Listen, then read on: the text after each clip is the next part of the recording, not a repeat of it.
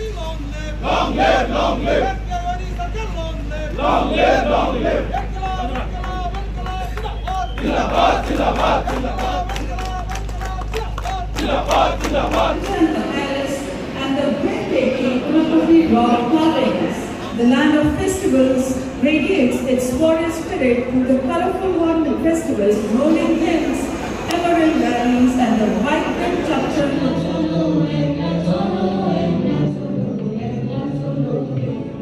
Dear comrades, it is indeed a great pleasure for us to have with us today. আমি এইটো আমাৰ 32nd AGM আমি প্ৰতি 3 বছৰে এটা as per trade union act it is mandatory আপোনাৰ এখন AGM পাতিব লাগে আপোনাৰ ইলেকশ্যন হোৱাৰ পিছত আৰু ৰেজিষ্ট্ৰাৰক আপুনি এইটো জনাব লাগে চৰকাৰতে because you are registered with the registrar of trade union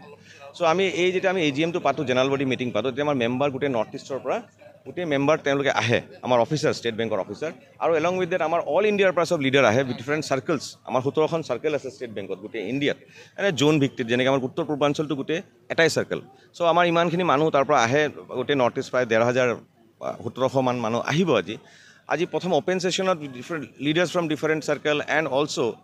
মেনেজমেণ্টে তেওঁলোকৰ বক্তৃতা দিব বাট যেতিয়া আমাৰ বিজনেছ ছেশ্যন হ'ব তাত আমি বিভিন্ন ইছ্যুজ লৈ পেলাই আমি আলোচনা কৰিম অপেন ছেশ্যনত আমি এইখিনি খালি কোৱা হ'ব বিজনেছ ছেশ্যনত আমি মেম্বাৰৰ পৰা আমি ফিডবেক ল'ম যে ক'ত কি ৰকমৰ সুবিধা অসুবিধা আছে ইতিমধ্যে অলৰেডি আমি ইউনাইটেড ফ'ৰাম অফ বেংক ইউনিয়নছৰ পৰা য'ত গোটেই 9টা ইউনিয়ন গোটেই ভাৰতত এৰাউণ্ড 8 লাখ এমপ্লয়িজক আমি ৰিপ্ৰেজেণ্ট কৰোঁ এমপ্লয়ি অফিচাৰক তাৰ ইউনাইটেড ফ'ৰাম বেংক ইউনিয়নছৰ পৰা আমি এটা ষ্ট্ৰাইকৰ এটা আমি দিছোঁ নটিচ দিছোঁ আৰু আমি অহা 24-25 মাৰ্চত এটা অল ইণ্ডিয়া ষ্ট্ৰাইক হ'ব বেংকিং ছেক্টৰৰ আমাৰ ডিমাণ্ড ৰিক্ৰুটমেণ্ট নাম্বাৰ 1 বিকজ গোটেই পাব্লিক ছেক্টৰৰ বেংকবিলাক আপুনি যদি চাই আজি পাব্লিক ছেক্টৰৰ বেংকত around 50% of the market share আছে কিন্তু আপুনি মেন পাৱাৰ যদি চাই প্ৰাইভেটতকৈ মেন পাৱাৰ খুব কম আপুনি যদি HDFC বেংককে চোৱা যায় তেওঁলোকৰ প্ৰায় 8 কোটি কাষ্টমাৰ আছে কিন্তু তেওঁলোকৰ অফিচাৰে আছে 2 লাখ কিন্তু ষ্টেট বেংক অফ ইণ্ডিয়া যদি আপুনি চাই তেনেহ'লে 51 ক্ৰ'ৰ কাষ্টমাৰ আছে আৰু আমাৰ এমপ্লয়াৰ অফিচাৰ মিলি আছে 2 লাখ চ' এইটো ডিছপ্ৰপৰ্চনেট সেইকাৰণে কাষ্টমাৰক ছাৰ্ভিচ দিবলৈ ক'ৰবাত আমাৰ কিবা অসুবিধা হয় আৰু কাষ্টমাৰৰ গ্ৰিভেঞ্চেছ থাকে আমি এটা কথা বুজিব লাগিব যদি আমি এটা minimum interest rate better service এটা সস্তা ৰেটত ছাৰ্ভিচ যাতে এক্সেচিবল টু দি পিপল মানুহে যে ঋণ ল'ব লোন ল'ব এটা কম্পিটিটিভ ৰেটত পায় চ' দেট দে কেন গ্ৰ' তেনেহ'লে ষ্টেট বেংক বা বিভিন্ন পাব্লিক ছেক্টৰ বেংকক আপুনি প্ৰমোট কৰিব লাগিব আৰু তেওঁলোকক সেই অনুপাতে মেন পাৱাৰ দিব লাগিব আৰু মেন পাৱাৰ যেতিয়া দিব ৰিক্ৰুটমেণ্ট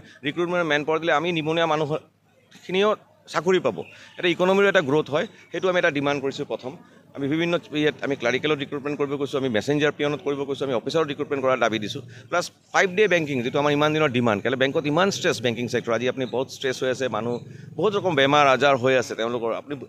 আপুনি অনুপাতটো যেনেকৈ মই বুজাইছোঁ আজি HDFC যদি 8 কোটি কাষ্টমাৰ লৈ 2 লাখ মানুহ আমি 51 কোটি লৈ পেলাই যদি আমি 2 লাখ মানুহ সেই অনুপাতত ডেফিনেটলি ষ্ট্ৰেছটো কোনে পাব এমপ্লয়িৰ ওপৰতে আহিব আমি যেতিয়া কাষ্টমাৰ হিচাপে যাওঁ আমি এটা ফেজটো চাওঁ কিন্তু ভিতৰত মানুহে কিমান ষ্ট্ৰেছত আছে সেইটো সেই অনুপাতত আপুনি বুজিব পাৰিব চ' সেইকাৰণে এটা ৰেষ্ট লাগে আমাৰ সেই ৰেষ্টটো আমাৰ অলৰেডি এগ্ৰিমেণ্ট হৈ গৈছে আমাৰ ইণ্ডাষ্ট্ৰি লেভেলত আৰু গভৰ্ণমেণ্টে সেই এগ্ৰিমেণ্টটোৰ অনুমতি দিছে যে as a whole but 5-day বেংকিংটো ইমপ্লিমেণ্ট কৰা নাই সেইটো আমাৰ এটা দাবী বিভিন্ন জেগাত বেংকৰ ওপৰত এটেক হৈ আছে সেইখিনি বিভিন্ন গভৰ্ণমেণ্ট স্কিমছ যেতিয়া দিয়ে খুব প্ৰেছাৰ এটা বিল্ড আপ হৈ যায় যে আজিয়ে দিয়ক এতিয়াই লাগে কিন্তু মেন পাৱাৰ ইমান নাই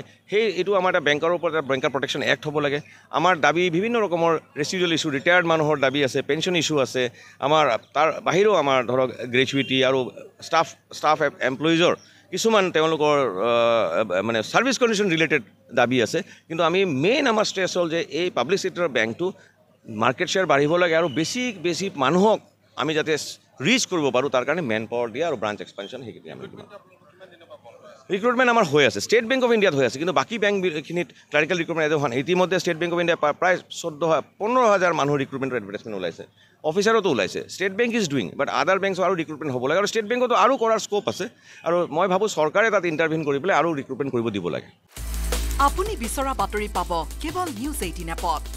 নিউজ 18 এপ ডাউনলোড কৰিবলৈ স্কেন কৰক এই QR কোড গুগল প্লে ষ্টৰতো পাব এই নিউজ 18 এপ